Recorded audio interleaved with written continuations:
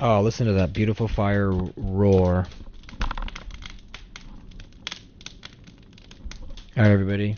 Welcome to the second podcast or episode of the platform. If you haven't listened to our first episode, go ahead and listen to it. Get a gist of what we're here for, what we plan on doing, what the purpose of us getting together and chit-chatting. Tom Baker's here, and Conrad Happygolucky. There's nobody else, just us two today, and we're going to talk about a few things. Tom, how you doing? I'm feeling pretty good. Yeah, let's get into it. Well, we there's really no agenda as far as specifics on what we're going to talk about. We'll kind of just freeball it, and I do know that at least to start somewhere, I wanted to talk about just feeling. I threw that out there as far as what we can start talking about, and feeling. So what I wanted to bring up earlier, I was listening to a Joe Dispenza talk, and Joe Dispenza, who you listen to, talks about feeling, the importance of feeling.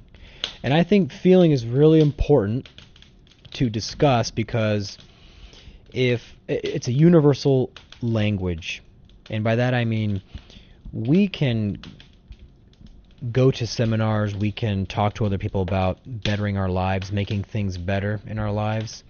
If we're seeking change, some kind of shift, maybe we're heading in a direction that we don't like, maybe we're in a specific place in our lives that we don't want to be in, we want things to change for us. And so how do you communicate with the universe and the world in a way so that you can bring about change? And Joe Dispenza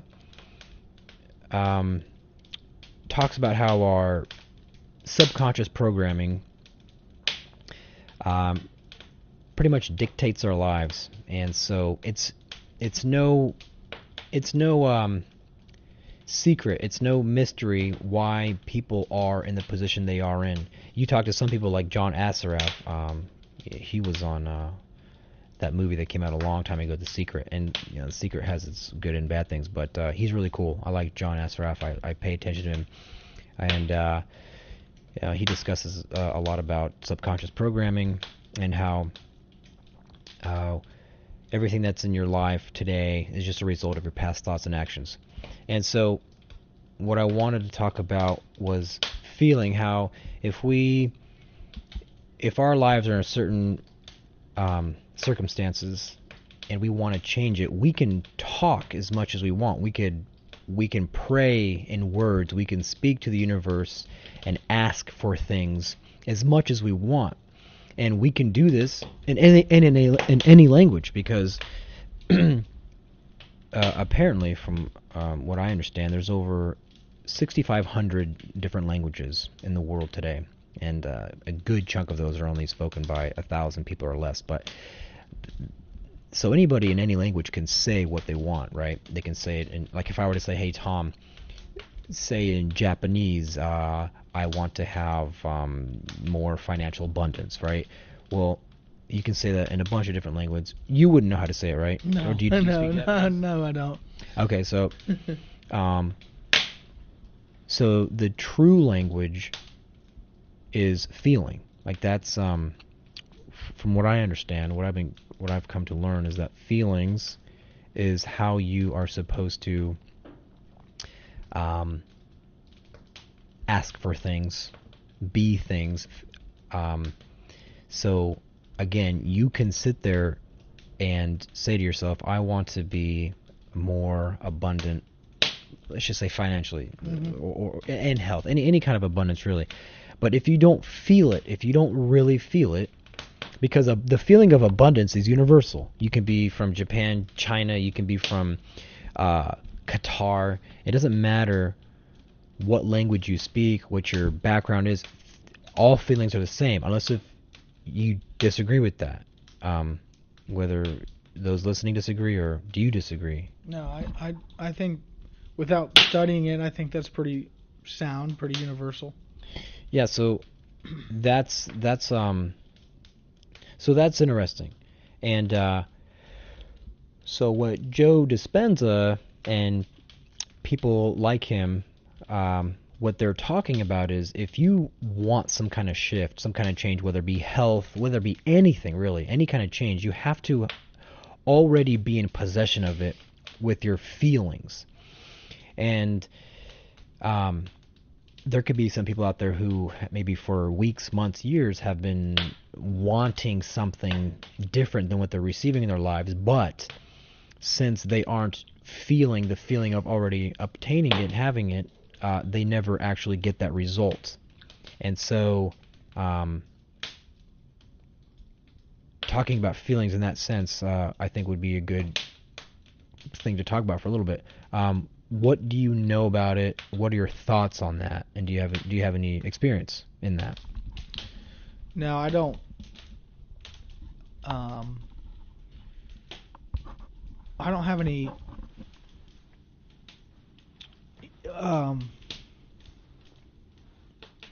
educational, thoughts that come to mind as far as things I've learned about that. It's an interesting concept. The first thing that what's running through my mind is like speak things into existence. Then name it, claim it, fake it till you make it, kind of things. Does that sound like what you're talking about? Yeah. So the fake it till you make it thing is that would be in alignment with it. Now the thing is, are you truly faking it till you make it? And what does that even mean? Fake it till you make it. I wanna be a successful businessman. Well, so you fake it till you make it, but really, if you're here's an interesting thing, because if you're faking it till you make it and you tell yourself that, well then you're just faking it. And so we can pertain it to health. Let's just say you're sick all the time. Let's just say there's an individual out there who's always sick. Something's always ailing them, right? And so they could say something like, "Okay, I'm gonna fake not being sick until I'm not sick." Yeah. And so, but the thing is, who are they tricking? They're really just setting themselves up for failure, because by merely admitting to the fact that you're faking it, the feeling of it not really being real is prevalent. That's what's taking over. Okay. I think that's an interesting concept. I think it's. Let me ask you this real quick. Sorry to cut you off. Do you know anybody personally who is always either sick all the time, always miserable all the time, and on the flip side, people who are just always healthy, never sick, or always happy and joyful? Who do you know that's like that? And on either spectrum, either end of the spectrum. Well, I know I know one person that is what the world would call happy-go-lucky. And so explain what they're like. Well, happy-go-lucky. So what does that mean? I mean, they always see the positive in everything. They're always happy about life, and whatever comes their way, they're always looking at it as the glass half full. And what does this person's life look like? If a stranger were to look in on this person's life, what would they see? Just very average person, works hard, doesn't have a ton, but is content with what they have, and a ton of things. Yeah, a ton of possessions, and is a genuinely happy person. Yeah, and so you're saying this person is rarely depressed, miserable, never negative, right? Yeah. And what do they do for a living? They work in a factory. Okay, so this person, I don't know who it is, but let's just say they don't seem to be they don't seem to be sick. What about health-wise? I don't know how you would mildly healthy. Like I don't know what ailments this person has like long term, but I know they take medicine regularly. I'm just not sure don't know for if what. they do? No, they do. Oh, I they just do. don't know for what. Okay. So maybe that's why they're happy-go-lucky. Not that. Yeah, I don't think it's that kind of medicine. Maybe yeah, medicine. Things like blood pressure medicine or something like that. Yeah. Okay. Well, I brought it up. It doesn't have to be something we have to sit here and talk about forever, but I think it's fascinating that, and this goes along with what guys like Dispenza, John Assaraf are talking about. Greg Braden. It seems to be, and I don't know if it's because I have been looking into this a lot. I don't know how widely popular this is, or if it's something that's very, very obscure and nobody really knows much about it. But it's kind of how, like, if you're looking for something, then you see it everywhere. If you want something, you see it everywhere. Well, it's kind of like with knowledge and wisdom too. If you're seeking something, you'll find it and it'll be all around you. That doesn't mean it's all around everybody else. But so that's what fascinates me, man, is that it's kind of, it goes along with saying what you think about, you bring about. And so I've been fascinated with that for the past year or so, and yeah, so. Well, let me ask you this. So, I don't know if this is on the train of thought that you're on, but at least it'll be good for conversation or not, and we can pass it.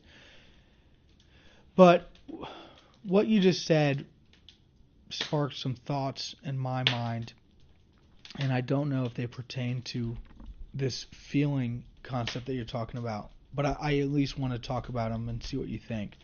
So, two things. There's one of them is this idea about how I feel when I wear certain things or I get a new haircut.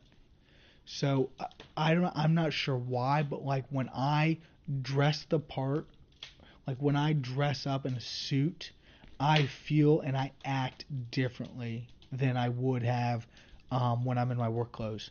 And I'm not sure why that is, but when I have, like, if I go to a formal dinner or whatever, I feel and act differently. And I'm vaguely reminded of that movie with Will Smith where, he was like real poor, but got that job. He had a boy. Oh, The Pursuit of Happiness. Yeah, The Pursuit of Happiness. And like, I can't remember some of the concepts of that movie, but I feel like dressing the part was one of them. Like dressing up and presenting yourself well.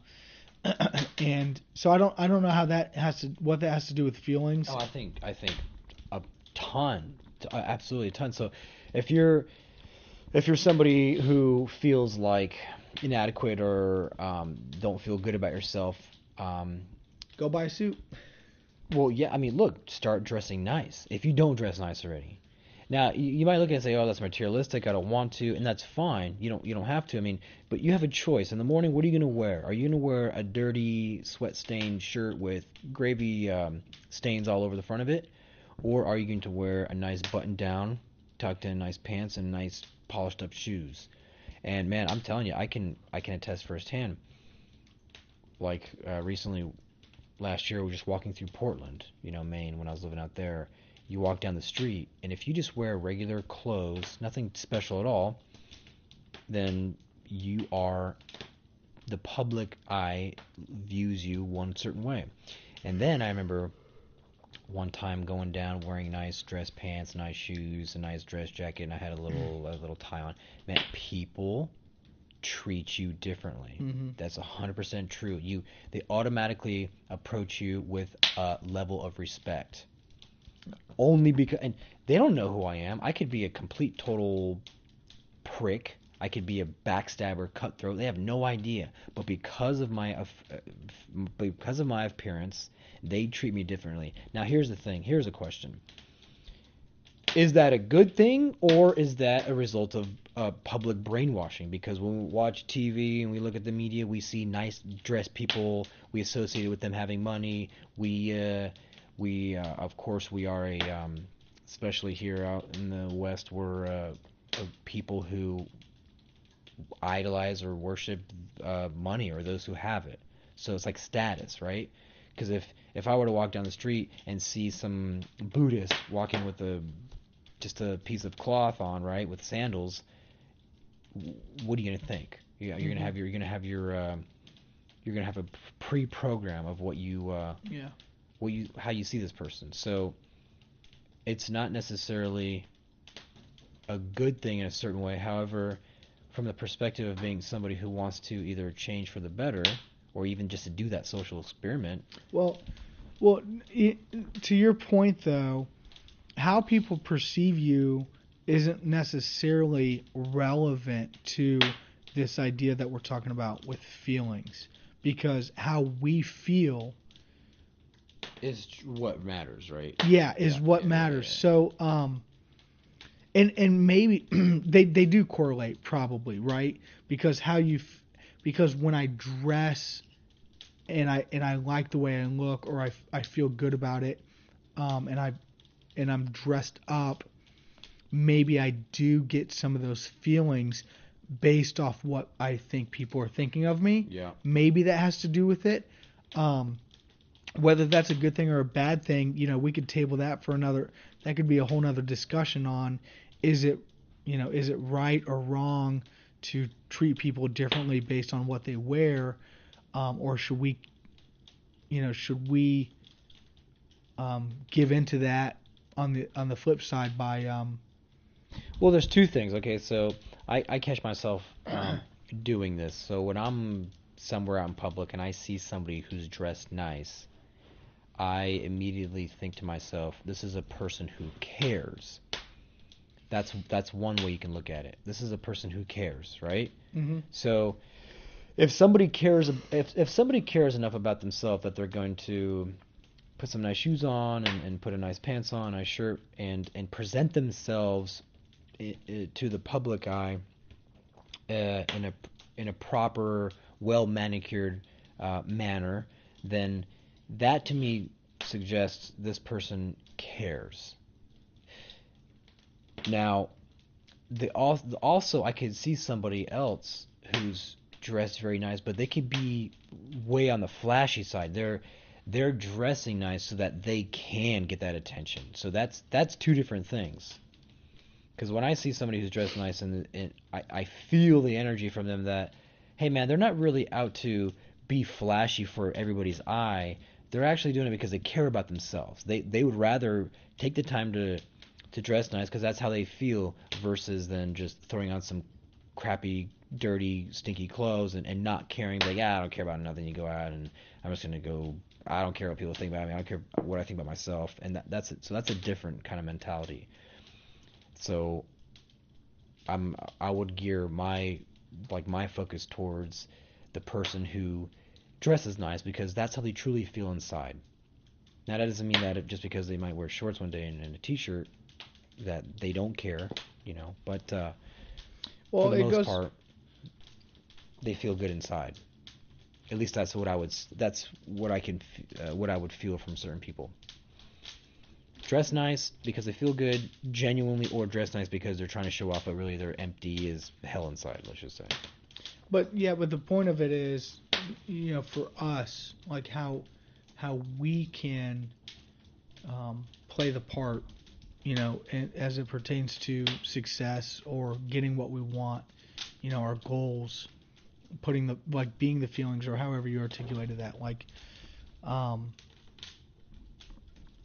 so it doesn't really matter so much how people perceive why we're dressed up or how we're dressed up or whatever. It what matters is how we feel about ourselves as we dress up and we play the part.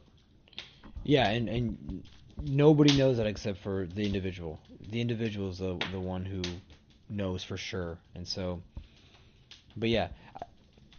So the takeaway, there's a lot of takeaways from that, but man, I'll tell you, if you want to try a fun experiment, do that. Go out in public and dress like crap, and then completely shift it. Dress very nice, and if you're somebody who isn't Like, oh man, that's not me. I would never go out in dress shoes and dress pants and a nice button down. That's just not me, you know. Um, but if you are a person who is feeling a little bit of low self-esteem or inadequacy or things along those lines, then just try it because it's very interesting. And that you don't have to keep dressing that way, but just try it and see how people treat you. It's very interesting. They don't. It's energy. It's a very interesting energy that you start to feel. But yeah, Tom, what do you got to say? What do you want to talk about? What's brewing? What's brewing on the brain, on the Tom brain lately? I Listen, man, we got no agenda here. originally started saying that two things jumped to my mind on that conversation, and I told you one of them was like when I get a new haircut, and I can't remember for the life of me what the second part of that feeling thing was. What it had to do with. So honestly, I'm at a standpoint right now. I'm like racking my brain trying to think of what that other part was that stood out to me that I didn't know if it pertained to what you were talking about, what I wanted to talk about. No worries, man. Sometimes just sitting here looking at fire is all we need to do. Well, I will say it's a powerful concept, to think about feeling. Like I just can't. How did you say it? Like you can say what you want, all day long and in different language, but until you feel it, you're not gonna get. How did you articulate that? Oh, I can't remember exactly what I said, but look, I mean, I can attest to it. Just all you gotta do is look at your own life and say, okay, how's my life been? How is it now? And what have my thoughts been? How do I feel? And gosh, going again, I'm gonna keep bringing these guys' names up because I learned a heck of a lot from them, and they're so on the money. If you want some very specific scientific explanation behind this stuff, you can go research and look up guys like Joe Dispenza, John Assaraf, and they get into the brain science. It's not just like vague words and opinionated statements. It's science actually. They do.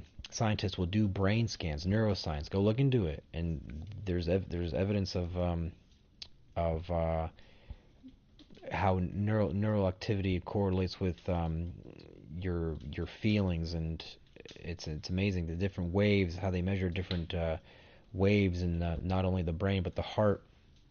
But to go back to that, what was your question? I rambled on. I was asking how you articulated like to feel it. Yeah. Um. Yeah. How feeling is the universe. It is the language. It's like, man. It's as if there's. It takes two. It's like you have your human body, your you, and then you have the universe, and you feel according to your observation of the universe, and then you feel according to how you observe yourself in the world. It's like a feedback loop, It's like you're looking at the world, and the world's like a mirror, just reflecting itself back at you. And so, how you feel, and this is going to be great to get into in detail eventually when we start doing more research on it. But to be able to decode that language, just like we can look at language and say, okay, that's a verb, that's a noun, that's an adjective, this is what this means, and this is the origin, the etymology, all that good stuff. Well, it's like feeling. You can say, oh, generally we have like 4 feelings: happy, sad, mad, da, da, da, or not 4, but like a Yeah. But it's like classifications or yeah, and if you didn't think of it as feelings, but more or less like kind of like instead of thinking of it as feelings, thinking of it more as something that either magnetizes or either repels or what's the opposite? Attracts? Yeah, repel or attract. So it's like your feelings could be really just summarized in two type of modes: what you repel and what you attract. So, what are you repelling in your life, and what are you retracting or attracting? And so that could be many things: health, um, Wealth, wealth, status. people we hang out with, what we do. It's like, what are you attracting into your life? And all that is primarily through feeling. And it's feeling, it can be covered with like certain activities and a lot of different things, music, but really it all comes down to feeling. So, are you done with that thought? Yeah, man. So check this out. So my other thought was this, and if, I'll conclude with this, or at least, You don't have to conclude anything, man. dude. So, tell me what you think about this. Spit it out. You know how? Can I stop you for a second? Yeah. Okay. I just want to say again that the purpose of our conversing is the whole purpose of this platform is so that we seek to be whole. We're seeking truth, and we want to be consistently talking about the things that make us, that will first off lets us make sense of the world, but also makes the world not such a horrible place, because it can be. And I like the way Jordan Peterson, actually it's Einstein said something along the lines of, we have the choice of whether or not we want to think or believe that the world is either hostile, chaotic, or if it's orderly and benevolent. So it can go both ways, right? Yeah. But anyway, I just want to quickly say that. What were we saying? So I was bringing up this idea of, you've probably heard it said, when you're looking, this is just one subject, when you're looking for a girlfriend, right? Or if you're a girl and you're looking for a boyfriend. Generally speaking, you don't find one until you're not looking, right? Like, it almost applies to like things like that you lost around the house. Like like something that you're looking for at the last moment, you can't find it, but man, then when you're not looking for it, you're like, oh, there it is. So we're talking about like feelings and laws of attraction and whatnot, and because of the circles of guys that I'm in right now with Bible study groups and whatnot, girlfriends is a big topic, and we were talking about it the other day, how it's like when you're with somebody, like let's say you start dating somebody, all of a sudden it seems like girls are interested in you that weren't necessarily interested in you before, that you were interested in. And we were talking about how you put off like this vibe of you just seem like when you're with somebody and you're content with being with them, you're content, you're more secure, you're more confident, and because you're more of those attractive qualities, you put those out into the universe and they're received well, and then they attract. Yeah. But when you're, So that's feeling. yeah. But when you're lonely and you want that, you're putting out these vibes that are not attractive. Yep. And dude, that's exactly that is exactly what we were talking about.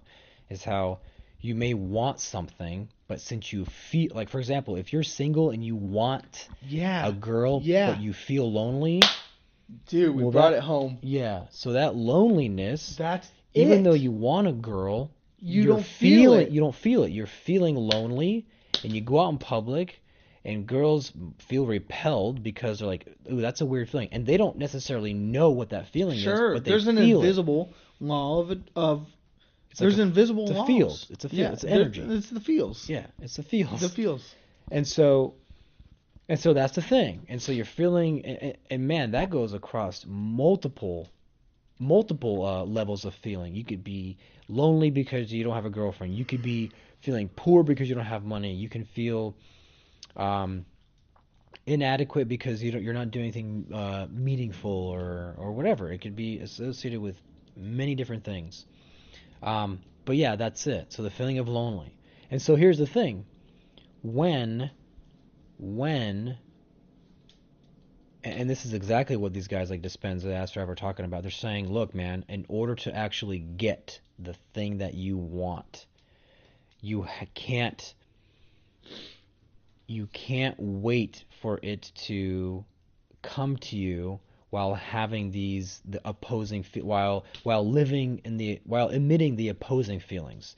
So, for example, if you want a girlfriend and you're lonely, then you have to, and this is where it gets hard, you have to already emit the feeling that you have that already. And then it'll be attracted to you. And so that's what the law of attraction is all about. That right there is the law of attraction. So you attract what you are. Yeah. And so people, and the way the law of attraction starts, the actual movie, if you haven't seen, or not the movie, but the movie The Secret came out years ago. And again, there's a lot of components that are missing about that whole law, but they got a good amount of things right. And so in the beginning of the movie, it talks about how, and this came out like circa, I don't know, early 2000s. No, it must have been like 2001. Oh, no, it was 2000 or 6 maybe. Yeah, 6. Yeah, somewhere. 5. 2005. Yeah. All right, somewhere in there. So. Yep. So the beginning of the movie, it's pretty cool because it says, look, if things aren't going if things might be going like this in your life, and this is happening, and you're wondering why this is all happening. Well, the thing is, you brought it upon yourself.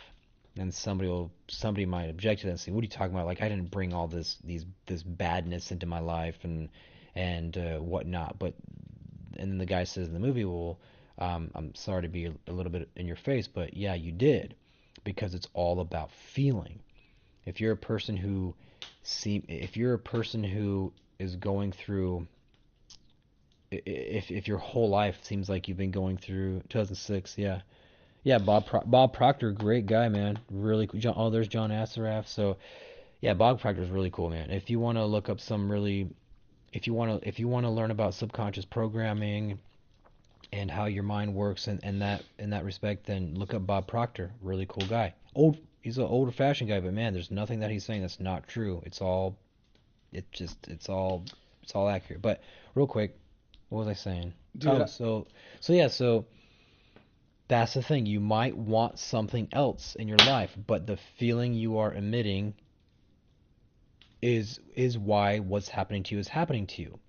And there might be some anomalies where it's like, well, I'm generally a really good, happy person, and occasionally bad things happening. Okay, well, you're going to get over those fairly quickly. It's not going to be this everlasting thing unless if you allow it to be. So that's fascinating stuff. Well, so just to end this session in a timely manner, and to give one thing that I want to try to do. How long have we been doing this for? 30 minutes. Okay. You gonna take it to 45? Yeah, we can go 40. Well, what do you want to do? I mean, I think 30 is a good time frame. Plus, okay. So, I think it's good. But one thing I wanted to do is kind of wrap up some thoughts. Like, check this out. What you have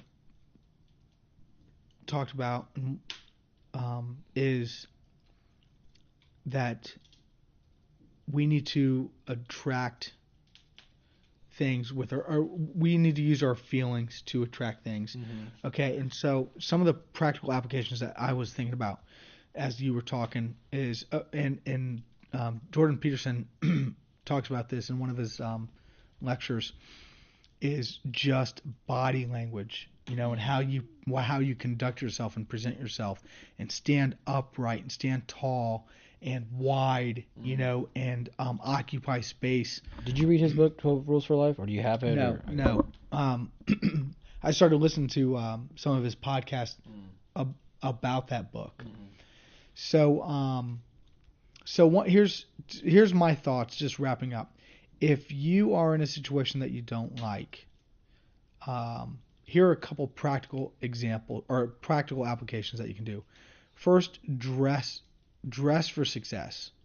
Dress in a way that makes you feel good about yourself. And you got. I want to jump in real quick.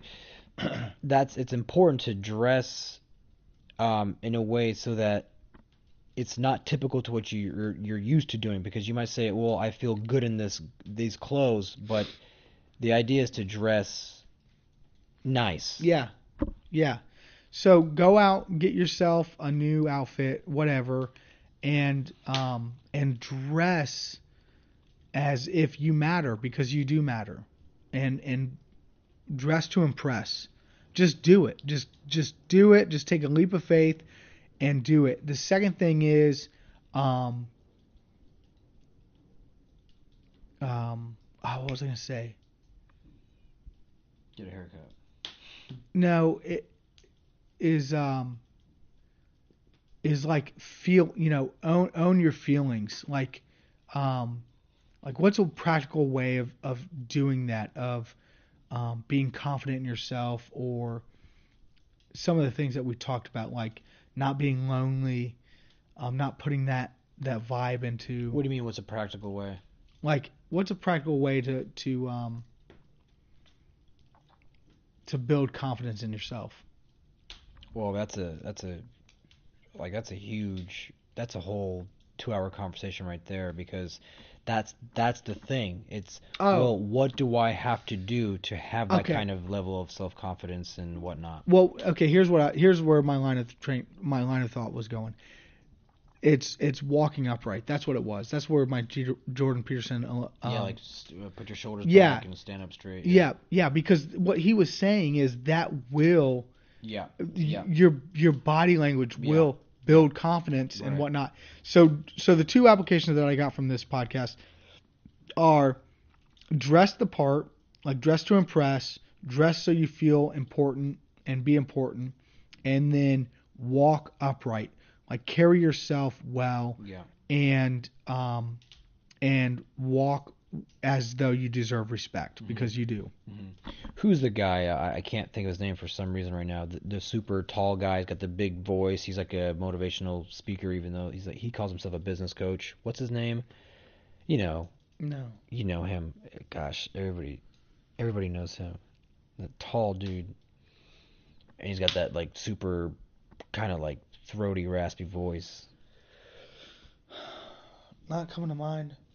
Well, anyway, I can't think of his name, but he talks about how the difference in having drawn back shoulders versus like slouch shoulders is very.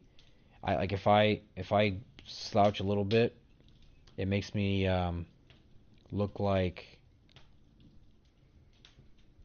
a not confident person. Like you're kind of down. What's his name? Tony Robbins. Yeah. So he says. Look at the difference. Like, if I'm like this, I'm putting my like chest out, shoulders back. And you look good. Versus just like that. Like, just that little bit of difference has such a different. You observe it differently. One can look confident. One can look miserable and inadequate, or inadequate, I'd say. But So one of the last things I want to say to wrap this up is that. This whole platform we're not trying to, we're doing this for ourselves and for those who choose to listen, choose to pay attention. And again, we don't necessarily need to have listeners, a big mass group, because really we talk about this stuff because it benefits us. So that's why we keep talking about it, and we feel the need to share it, and we can have a minimal viewers, but the effect for us is the same. I'm going to speak for myself, but the effect is the same. I don't care if there's 0 people listening, 500, 1 person. Just by me talking, because I'm not a perfect human. I have to keep working on myself, and so talking about it is a big help, and that's what it's very beneficial. So I want to say that this isn't like a motivational platform in the sense that we're trying to hype people up and get them real excited and have this like momentary like spurt of enthusiasm and get you pumped. The thing is it's we by talking about it you kind of become it. So that's just the thing. It's like the feeling. It's like how do you really feel? It's just like it's like a slow growth, like long term. Yeah. So sometimes we may not be fully 100% structured, or we may not have like these bullet points that we're hammering every 5 seconds and being like all snappy with our topics, but that's not the point. So I just want to get that across real quick. But any last things you want to say, Tom? Yeah, well, to your point, I mean, just by us sitting down and talking about this, and we didn't really have a clear vision of where this particular session was going to go, I am walking away from it better than when I started. And that's the point. That's all I can say is just by articulating those two things, dress and carry myself differently, and those are like they're not literally tangible, but those are almost like tangible things I can take away from this conversation. And so for that I'm grateful. Yeah. It's 40 minutes well spent. Yeah. All right. Well, thanks for listening, and we'll do it again. Next time. See you. Thanks.